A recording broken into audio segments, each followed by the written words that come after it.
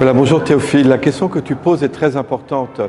C'est pour ça, tu sais, que dans nos églises et puis dans nos appartements, il y a des croix et puis sur la croix, on voit Jésus, ça s'appelle des crucifix. Si c'est si important, c'est vraiment que pour nous, si Dieu nous a sauvé le monde, c'est en mourant sur la croix, parce que Jésus est mort sur la croix. Alors on va essayer de comprendre pourquoi est-ce que Jésus est mort sur la croix. La première réponse, c'est que à l'époque de Jésus, son pays était occupé par les Romains. Et les Romains, quand il y avait des gens qui se révoltaient contre eux, qui essayaient de les chasser pour les punir, ils les mettaient à mort en les faisant mourir sur la croix. C'était un supplice très cruel, tu sais, parce que les gens mettaient du temps à mourir. Mais pour les Romains, c'était une manière de dire à tous ceux qui les voyaient comme ça suspendus à la croix, regardez, si vous vous révoltez, vous allez avoir exactement la même chose. Et donc, si Jésus est mort sur la croix, c'est parce qu'il avait été dénoncé aux Romains comme quelqu'un qui voulait prendre le pouvoir et chasser les Romains.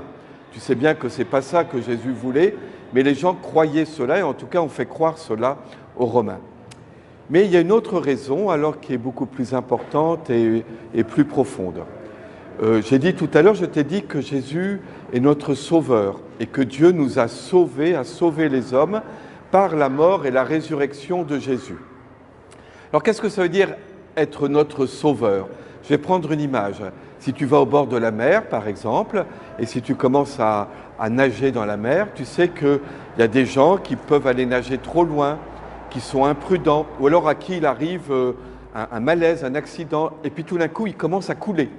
Alors ils appellent au secours comme ça, et puis il y a des gens, on l'espère en tout cas, qui viennent à leur secours, donc en bateau, et puis on leur jette une bouée, on leur donne un gilet de sauvetage, ou alors on va les prendre par la main pour les sortir de l'eau et les sauver de la noyade. Toi, ce sont des sauveurs, des sauveteurs.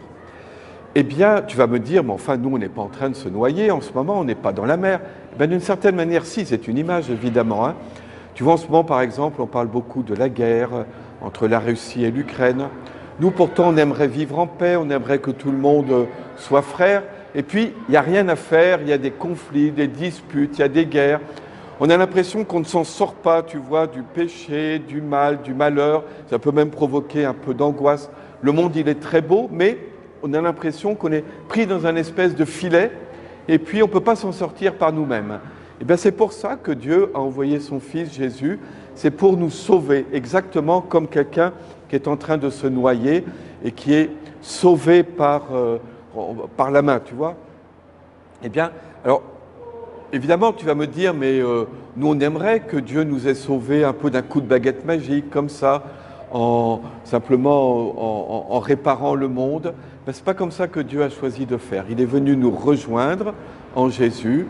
Jésus a subi, tu vois, la violence, la haine, la méchanceté, la calomnie. Il a été mis à mort, mais s'il a accepté ça, c'est pour nous ouvrir un chemin de vie. Donc Jésus est mort sur la croix pour nous rejoindre et pour nous ouvrir un chemin de vie.